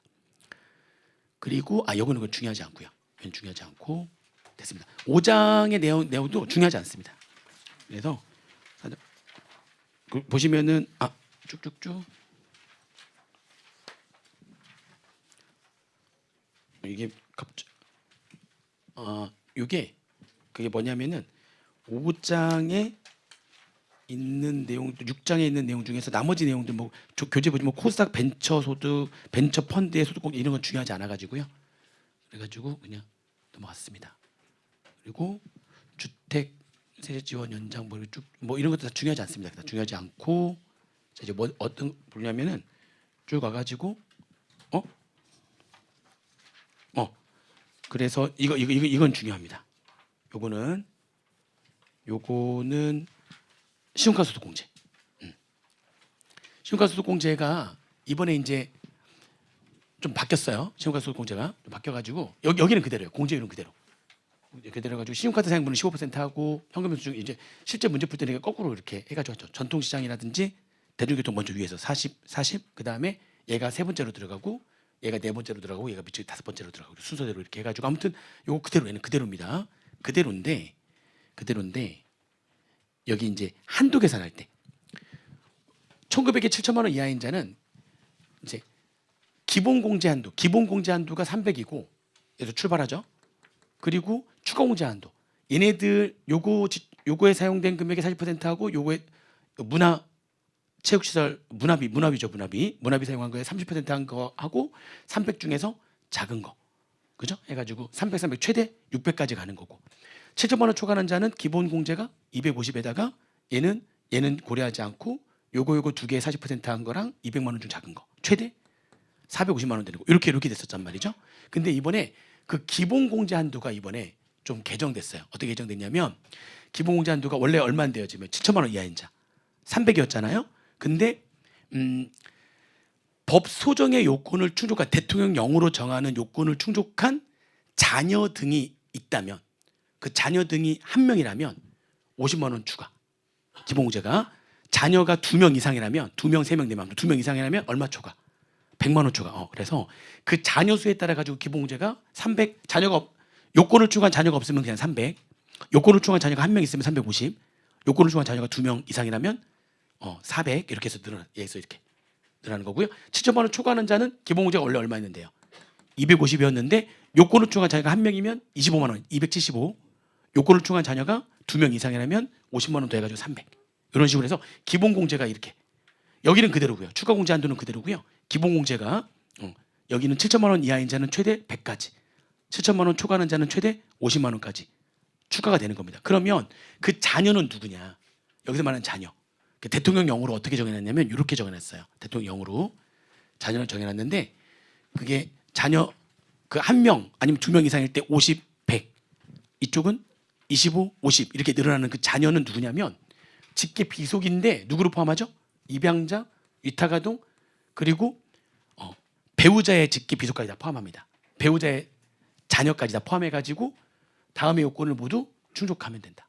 배우자의 자녀를 포함해서 동거 입양자도 포함하고 위탁아동 포함한 직계 비속으로서 소득금액 요건 충족하고 그 얘기거든요. 그리고 나이 요건 충족하고 장애인은 어차피 나이 요건 따지지 않죠.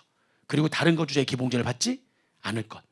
이런 요건을 모두 충족한 결국에는 나한테서 뭐를 받는 그래서 그렇죠. 나한테서 기본제를 주고받는 나한테서 기본제를 주고받는 직계 비속, 입양아, 그죠? 그 다음에 위탁아동 그리고 재혼자의 자녀까지 포함한 그 걔네들이 한 명이라면 7천만 원 이하일 때 50만 원 더 추가, 7천만 원 초과할 때 25만 원 초과 아시겠죠? 그 자녀가 2명 이상이라면 7천만 원 이하일 때 100만 원 초과, 100만 원 더 추가, 그죠?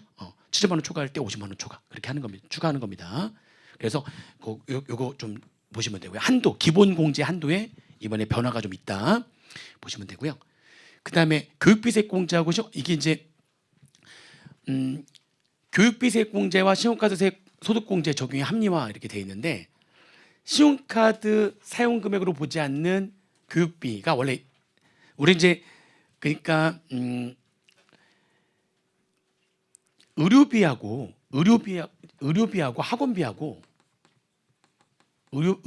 학원비는 얘네들은 의료비 세액 공제나 교육비 세액 공제를 받더라도 학원비라고 표현했죠. 의료비가 학원비. 얘네들은 뭐를 받더라도 얘네들은 교육비나 학원비, 교육비나 의료비 세액 공제를 받더라도 그래도 신용카드 사용으로 보는 거죠. 학원비. 근데 그 학원비에 뭐가 들어가 있었냐면 사실 얘네들까지 다 들어가 있었거든요. 이것도 사실 학원이잖아요. 이것도 학원이에요, 사실은. 엄밀하게 얘기하면 직업능력개발훈련 시설도 학원이거든요. 얘네들이 여기에 들어갔었는데 그게 아니라 다시 말하면 학원비가 아닌 학교에다 쓰는 돈들이거나 어린이집에 납부하는 수업료거나 얘네들은 지금 교육비 세액 공제가 되면서 신용카드 사용 금액으로 보지 않는 거죠. 뭐만 신용카드 사용으로 봤었죠? 학원비 안에 얘네들이 들어가 있었거든요. 근데 그 얘네들을 똑같이 이거는 신용카드 사용으로 보지 않을 거야. 신용카드 사용으로 보지 않는 거에 직업능력개발 훈련시설 이게 엄밀하게 얘기하면 학원비거든요. 근데 얘네들도 뭘로 보지 않는다? 신용카드 이 교육비 세액 공제를 받잖아요. 얘네들은 신용카드 사용 금액으로 보지 않는다. 학원비에서 여기 신용카드 사용으로 보는 학원비에서 얘네들 제외시킨다 이런 얘기죠. 그러니까 이 두 개는 제외시킨다. 그렇게 보시면 되겠습니다. 그 얘기고요. 그 다음에 여기 노란우산 공제 이건 별로 중요하지 않고요. 7장에 이제 이쪽 교육비 쪽에서 교육비 세액 공제 쪽에서 바뀐 게 두 가지가 있는데 다 중요해요. 교육비 세액 공제 쪽에서 바뀐 거는 다 중요합니다. 월세 세액 공제는 그렇게 중요하진 않은데 교육비 세액 공제랑 월세 세액 공제가 이번에 좀 개정됐거든요. 근데 교육비 세액 공제는 무조건 나올 수 있습니다. 일단 첫 번째는 뭐냐면 학원비는 누구만 됐었죠? 학원비는 미취학 취학전 아동, 그죠? 미취학 아동들 취학전 아동의 경우에는 학원비가 됐었죠. 교육비 세액 공제가. 얘네들은 교육비 세액 공제가 됐었어요. 얘네들은 학원비가. 근데 이번에 이제 개정된 건 뭐냐면 이제 둘 중에 하나를 충족하면 돼요. 초등학교 2학년 이하거나 아니면 9세 미만이거나 또는 그러니까 둘 중에 하나가 충족되면 돼요. 여기서 말하는 9세는 세법상 나이인 거죠. 그러니까 딱 9번째 생일을 맞는 날과 그 이전이죠. 9세 이하, 9세 그 미만이라고 하는 거니까 딱 9번째 생일이 되면 안 돼요. 딱 9번째 생일이 되면 딱 9세가 돼버리는 거니까 9세 미만인 거니까 세법에서는 딱 9세라고 하는 거는 9번째 생일이 딱 되는 날이 딱 9세거든요. 9세 미만이어야 돼요. 9세 미만이거나 언제? 과세기간? 종료연령제 9세 미만이거나 아니면 과세기 종료연령제 2학년 이하의 초등학생 2학년 이하의 초등학생이거나 그러면 얘네들은 학원비가 돼요. 예체능 학원비만. 예체능 학원비를 예체능만 돼요. 그러니까 수학학원 안 돼요. 얘네들 제 동생은 좋아하더라고요. 그러니까 동생 되게 좋아해요. 그러니까 그러면은 이제 교비세 공제가 되는 거니까 원래 딱 초등학교 들어가면서 저희 이제 그만 다니려고 하는 분들 꽤 있는데 저희 형한테 들었는데 2학년 때까지는 이제 교육비 세공제가 된다니까 좀 더 다녀보시죠. 이렇게 얘기할 수 있잖아. 그렇죠? 그래서 9세 미만 또는 초등학교 2학년 이하 언제요? 과세 기간 종료 현재 여기 둘 중에 하나의 요건을 애들은 이제 취약 걔네들이잖아요. 근데 얘네들 뭐만? 그렇죠. 예체능 학원비 교육비세 공제 대상에 포함시키겠다. 얘네들만. 예체능 학원비 아시겠죠? 그래서 하나 들어왔다라고 보시면 되고요. 이거보다 더 중요한 거. 이거예요. 이거보다 더 중요한 거는 우리가 교육비세 공제를 받으면 교육비세 공제는 크게 본인에 대한 교육비세 공제가 있고 부양가족에 대한 교육비세 공제가 있고 장애인 특별교육비세 공제가 있고 교육비세 공제가 이렇게 세 가지 그룹으로 나눠져가지고 본인은 한도 없이 전액 다 되는 거고 부양가족은 누구누구 빠지는 거고 직계 존속 제외 기초생활수급자 제외를 한 부양가족 대학교는 한도가 있죠. 대학교는 연 900 그죠? 그다음에 나머지 애들은 연 300까지 한도를 해가지고 교육비세 공제가 되는 거였잖아요. 그리고 이제 장애인 특별교육비세 공제 이쪽은 한도가 또 없죠. 그리고 이 장애인 특별교육비는 직계 존속도 되고 기초생활 수급자도 되고. 근데 문제는 뭐냐면 요건이 있었잖아요. 요건. 그러니까 요건이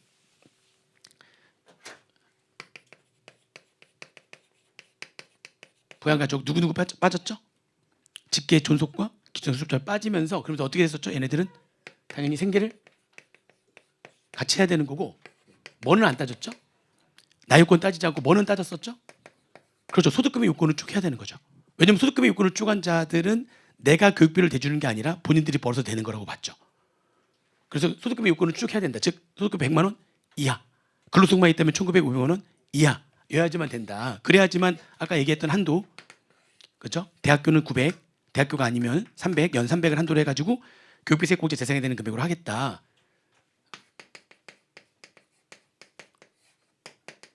근데 장애인 특수교육비는 같이 살기만 하면 되는 거였죠. 의료비처럼. 이게 의료비가 이랬잖아요. 의료비는 나이 요건이나 소득금 요건을 따지지 않죠. 얘도 마찬가지로 장애인 특수교육비도 얘네를 따지지 않죠. 같이 살기만 하면 되는 거였죠. 그렇죠? 근데 이번에 이게 돼버렸어요. 그래서 이제 의료비나 교육비 전부 다 같이 살기만 하면 되는 거예요. 이제 여기가 빠져버렸어요. 이거 엄청 큰 거예요. 이제 이게 여기가 빠져버렸어요. 그래서 소득이 있는 자녀 대학생인데 소득이 있을 수 있잖아요. 그죠? 근데 소득이 있는 대학생인데 안 따져요. 이제 소득금의 요건을 안 따져요. 같이 살기만 하면 되는 거예요. 그게 굉장히 큰 거예요. 그래서 직계 비속등의 부양가족 원래는 나이 요건 안 따졌지만 뭐는 따졌었죠? 소득금의 요건을 따졌었는데 이번에 개정된 거는 소득금의 요건을 폐지. 그러니까 같이 살기만 하면 되는 거예요. 의료비나 교육비가 전부 다 이제 뭐만 되는 거죠? 같이 살기만 하면 되는 거예요. 어차피 장애인도 같이 살기만 하면 되는 거였잖아요. 장애인 특수교육비가. 의료비도 원래 이랬었고요. 요건이 다 똑같습니다. 소득금액을 안 따지겠다는 거죠. 의료비하고 교육비는 소득금액을 안 따지겠다. 엄청 큰 거예요. 나머지 내용들은 그대로인데 얘를 안 따진다는 거 그게 이번에 들어왔다. 그래서 문제 풀 때 주의를 하셔야 되는 겁니다. 그다음에 이제 고향사랑 기부금세 공제가 확대가 됐는데 원래가 얘네들이 이제 고향사랑 기부금 같은 경우에 10만 원까지는 110원에 100, 10만 원 초과하게 되면 15% 이렇게 해주는 건데 10만 원 초과하게 되면 이렇게 해주는 거였었는데 특별 재난 지역 그 고향사랑 기부금의 그 지역이 특별 재난 지역이라면 그러면 걔네들은 10만 원 초과하더라도 15%가 아니라 몇 퍼센트 해주겠다고요? 30% 해주겠다. 선포일로 몇 개월 내에 3개월 내는 그렇게 해주겠다. 계속 그렇게 되는 건 아니고 특별 재난지역으로 선포된 날로부터 3개월 내는 이렇게 30% 해주겠다. 이런 얘기였거든요. 근데 이번에 이제 개정된 게 10만 얘는 그대로예요. 10만 원까지 110원에 100 얘는 그대로 자동. 근데 10만 원 초과 20만 원 이하를 40% 주겠대요. 그리고 20만 원 원래 한도가 2천만 원까지거든요. 그리고 20만 원 초과 얼마까지는 2천만 원까지가 이제 15%가 되는 거고요. 이렇게. 그러면 특별 재난 지역에 기부할 때는 10만 원하고 20만 원 사이는 어차피 얘가 더 좋으니까 이게 적용되면 되는 거고요. 특별 재난 지역에 기부한 게 얼마를 초과하게 되면 20만 원 초과하게 되면 똑같이 몇 개월까지는 3개월 내에 기부하는 거라면 20만 원 추가분은 15가 아니라 몇 퍼센트 하는 거는 그대로 가고요. 30%. 그러니까 요게 하나가 또 생긴 거죠. 이게 지금. 10만 원 초과가 원래 15%였었는데 10만 원 초과하고 20만 원까지 하나 더 만든 거예요. 구간을. 그래서 10만 원 초과 20만 원 이하까지는 40%, 20만 원 초과하면 어차피 한도는 얼마니까 얘네들이 한도가 2천만 원까지니까 20만 원 초과해가지고 한도까지는 15%, 특별재난 지역에 선포일로부터 3개월 내에 기부하게 되면 걔는 20만 원 초과하더라도 30%. 그러니까 요 구간이 하나 더 생겼다. 이렇게 보시면 되겠습니다. 그렇죠? 그리고 월세세액 공제인데 이게 얘기할 게 너무 많은데. 좀 더 쳐볼게요.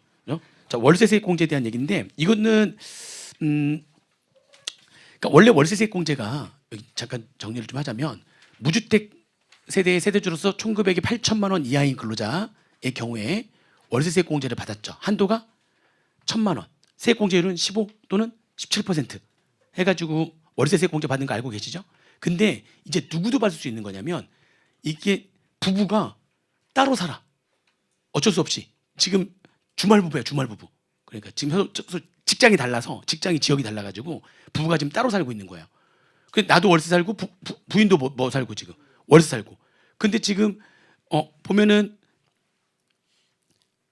여기 지금 보면 누구만 받을 수 있다고 지금 해놨었죠. 지금 보니까 그렇죠. 세대주만 받을 수 있게 해놓은 거예요. 그러면 지금 부부가 따로 살고 있으면 아무튼 나는 세대주고 부인은 아무튼 아니 부부잖아요. 부부는 무조건 생계를 같이 하는 자로 보는 거기 때문에 둘 중에 한쪽이 세대주면 한쪽은 세대원이 되는 거니까. 그러니까 지금 사실 나는 지금 받는데 누구는 못 받는 거죠? 부인은 못 받는 거야. 근데 어차피 내가 월세를 살고 있는데 둘이서 혼자씩 살고 있으니까 둘 다 조그만 방에서 살고 있는 거야. 조그만 집에서. 그러니까 나 월세 1년에 1,000만 원이 안 나오는 거지. 나 월세 1년에 700 나와. 700. 부인은 월세 500 나와. 근데 지금 원래 같이 살고 있으면 원래는 방 2개짜리로 해가지고 한 2개짜리는 1,000만 원 넘을 텐데 따로따로 사니까 그냥 조그만 집면 되는 거라서 나는 700, 부인은 다른 지역에 가가지고 500. 좀 아까운 거야. 이거 해달라. 해주겠다는 거예요. 부인이 누가 아닌데요 지금. 세대주가 그렇죠. 세대주가 아닌데 부인도 해주겠다는 거예요. 대신 합해가지고 얼마까지 나 얼마 되는 거니까 세대주부터 먼저 700. 그럼 얼마 남았죠 지금? 그렇죠. 300만 원에 대해서 15 또는 17% 곱한 금액만큼 부인 쪽도 해주겠다는 거예요. 부인 쪽 나부터 먼저 해주고 아직 여유가 얼마 남아 있다면. 그러니까 내가 이미 1,000만 원 넘어갔으면 이제 끝나는 거고 내가 아직 1,000만 원 범위 내라면 여유가 좀 남아 있다면 부인도 받을 수가 있는 겁니다. 그러면은 아래 요건을 모두 충족하는 세대주의 배우자도 해주겠다는 거죠. 그 세대주의 배우자도 1,900은 당연히 얼마 이하여야 되고요. 8천만 원 이하인 근로자여야지만 되고요. 요건이 이렇게 충족되는데 세대주와 배우자의 주소지가 각기 다른 시군구에 있어야 되고요.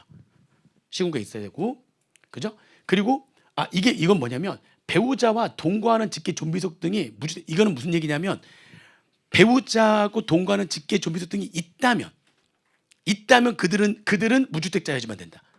그러니까 만약에 없으면 그냥 배우자 혼자 살 수 있는 거잖아요. 그래도 그건 당연히 되는 거고.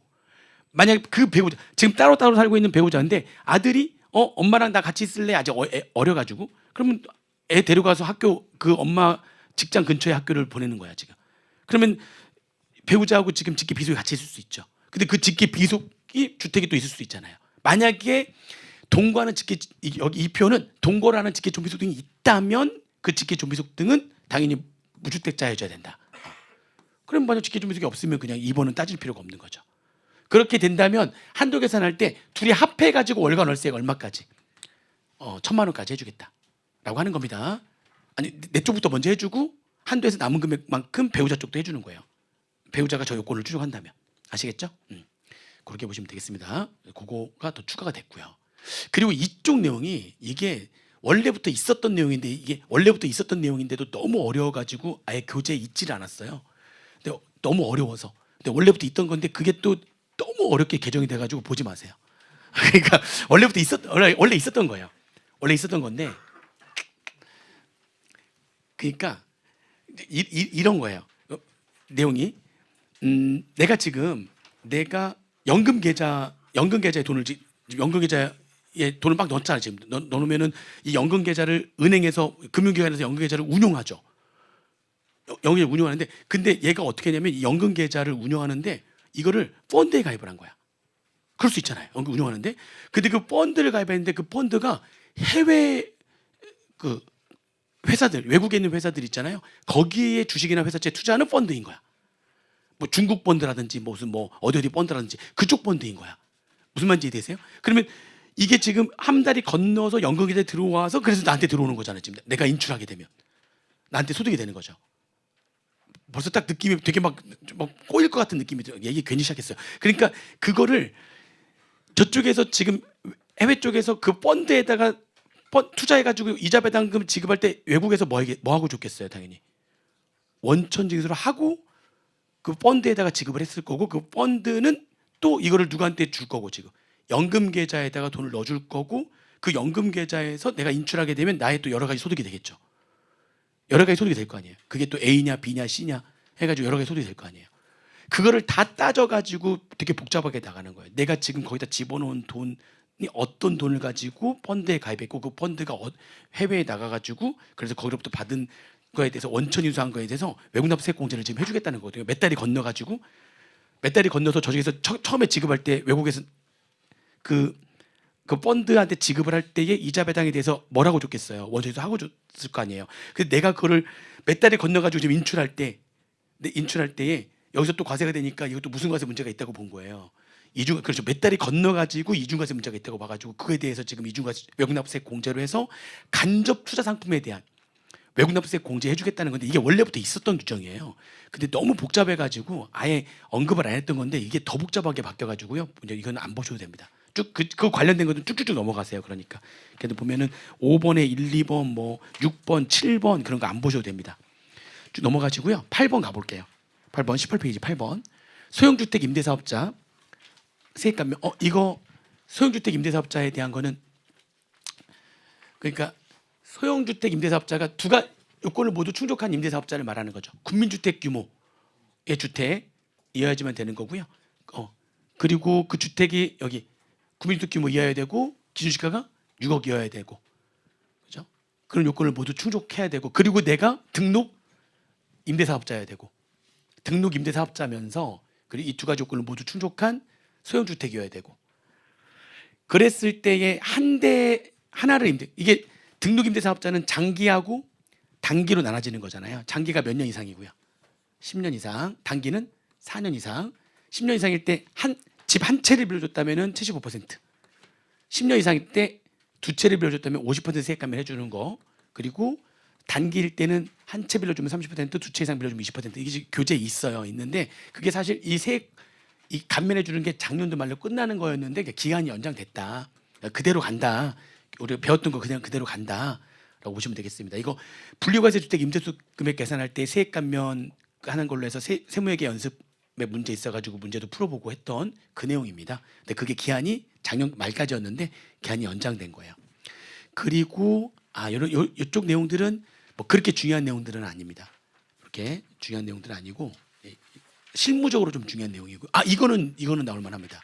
이게 뭐냐면 우리가 연말정산을 하면 환급 받는 거잖아요 일반적으로. 근데 연말정산했는데 추가로 납부를 해야 될 사람들도 있어요. 연말정산 했더니 연말정산 지금 한참 이제 곧 요즘 시즌이죠 이제. 연말정산 2월분 근로소득을 지급할 때 이제 연말정산은 이제 근로소득이 가장 주니까 이제 근로소득에 대해서 2월달 근로소득 지급할 때 연말정산을 했더니 추가로 얘가 더 내야 될 세금이 있는 거야 이제. 추가로 내야 될 세금이. 그러면 2월달에 소득 지급할 때 원천 인수하는 거에 추가로 더 원천 인수해야 되는 거죠. 더 징수를 해가지고 그걸 3월 10일 날 납부를 해야 될 거 아닙니까? 근데 그때 그 추가로 납부해야 될 세액이 근로소득세 연말정산할 때 추가로 납부해야 될 세액이 뭐일 때요 지금 근로소득세에서 추가 납부해야 될 세액이 얼마를 초과하게 되면 10만 원을 초과하게 되면 그러면은 이거를 저 10만 원 초과 내야 될 금액이 예를 들어서 12만 원이야. 그러면은 2월, 3월, 4월 원래 2월분 지급할 때 원천인수 해야 되잖아요. 근데 이거를 3개월 동안 2, 3, 4 3개월 동안 나눠 가지고 원천인수 해주세요. 4만 원씩 이런 식으로 3개월 동안 그게 2월, 3월, 4월이죠. 나눠 가지고 원천인수하는 게 원래부터 있었어요. 무슨 소득세는요 지금? 근로소득세는요. 교재 보시면 있어요. 근로소득세만 연말정산했을 때 추가로 납부해야 될 세액이 얼마를 초과했을 때 10만 원을 초과했을 때에 2, 3, 4 3개월 동안 나눠 가지고 어차피 원래 월급에 대한 원천인수에다가 추가로 지금 원천인수를 더해야 되는 건데 그 추가로 원천인수 더해야 되는 금액이 10만 원을 초과하게 되면 3개월 동안 나눠 가지고 원천인수하는 게 가능했단 말이에요. 누구만? 무슨 소득만? 근로소득만. 근데 이번에 뭐가 이거에 들어왔냐면 사업소득 뭐죠? 사업소득 연말정산은 누가 하는 거죠? 간편장부사장자로서 보험모집인, 방문판매원, 음료배달원 걔네들은 사업소득인데도 연말정산 하잖아요. 얘네들도 똑같이 이번에 들어왔어요. 얘네들도 연말정산 했을 때 환급이 아니라 뭐가 생기면 추가? 납부세액이 생겼는데 그게 또 얼마를 초과하게 되면 10만 원 초과하게 되면 근로소득과 똑같이 2, 3, 4월 달에 3개월 동안 나눠 가지고 원천인수하는 것 하게 할 수 있는 게 들어왔다고요. 사업소득 때도. 이게 이 3개월 동안 나눠서 원천인수하는 게 무슨 소득세 연말정산만 있었는데요. 근로소득세 연말정산만 있었는데 사업소득세 연말정산 누군지 아시죠? 걔네들도 이번에 똑같이 추가가 됐다라고 하는 겁니다. 그리고 요 내용은 전자계산서, 전자계산서와 관련된 요 내용 있잖아요. 요 내용은 전자세금계산서 관련된 내용을 그대로 준용하는 걸로. 원래는 이 내용이 없었어요. 이게 뭐냐면 우리 전자세금계산서 발급 대상자 누구죠? 아니, 법인 빼고 이제 개인사업자만 얘기했을 때 전자세금계산서는 직전 연도에 사업장별 공급가액이 8천만 원 이상인 개인사업자가 전자세금계산서 발급을 해야 되는 거죠. 그죠? 그리고 내가 과세사업자가 아니라 개인사업자인데 면세사업자라면 직전 연도에 사업장별 공급가액이 8천만 원 이상인 면세사업자인 거예요. 그럼 얘는 전자계산서를 발급해야 되고요. 전자세금계산서가 아니라 과세사업자라면 전자세금계산서를 발급하는 거고 면세사업자라면 전자계산서를 발급해야 되는 거고. 그죠? 여기까지만 하고 쉴게요. 더 하면 지금 분위기가 지금 알았어요. 지금 분위기가 안 좋으니까 여기까지. 딱 하면 양도소득세잖아요. 양도소득세 어차피 다 갈 건가요? 네, 아무튼 보시면 근데 이거가 전자세금계산서에 대해서 개인이니까 내가 전자세금 발급 대상자인지 아닌지 내가 알아요, 몰라요? 개인사업자가 그걸 어떻게 알아요? 잘 모르지. 그러니까 1년 동안에 공급가액이 8천만 원 이상이 된 거를 1월 25일 알게 됐잖아요. 관할세무서에서. 그러면은 언제부터? 이제 7월 1일부터 너는 전자세금계산서를 발급해야 돼 라고 하는 걸 통지서를 보내줬단 말이에요. 전자세금계산서는. 그죠? 그렇게 되고자 하는 과세기한 개시 한 달 전까지. 원래 일반적으로 부가가치세는 그렇게 가고자 하는 과세기한 개시 20일 전까지인데 얘는 20일이 아니라 1개월 전까지. 왜냐면 전자세금계산서 발급하려면 공부를 좀 해야 되기 때문에 열흘 동안 공부할 시간을 더 준 거죠. 20일이 아니라 이거는 1개월 전까지 통지를 해야 되고요. 만약 통지가 안 왔어. 그럼 내가 몰랐잖아. 몰랐으니까 난 당연히 7월 1일부터 뭘 발급을 못했겠어요. 전자세금 발급을 못했는데 얘가 8월 달에서야 내가 받게 된 거야. 그 통지서를. 그렇죠? 그러면 다음 달, 다다음 달. 받은 달에 다음 달 1일부터 전자세금서 발급을 해야 된다라고 하는 그 규정이 전자세금계산서 부가가치세법에서 원래 있었거든요. 통지에 대한 내용이. 근데 그 내용이 이제 면세사업자는 전자계산서를 발급해야 되는 거니까 무슨 법에 있겠어요, 이제. 부가가치세법상 면세사업자니까 소득세법에 그 내용이 있었는데 통지 의무가 없었어요. 통지에 대한 내용이 없었다가 그대로 준용. 이게 뭐랑 똑같은 거죠. 이게 보니까 전자세금계산서의 통지하고 똑같습니다. 그게 없었다고요. 없었는데 그대로 준용해서 그대로 갖고 왔어요. 똑같이 발급 의무 개시 몇 개월 전까지? 1개월 전까지 통지 의무가 있고 그럼 내가 그때까지 받아야 되는데 못 받았어. 그러니까 한참 나중에 받았어.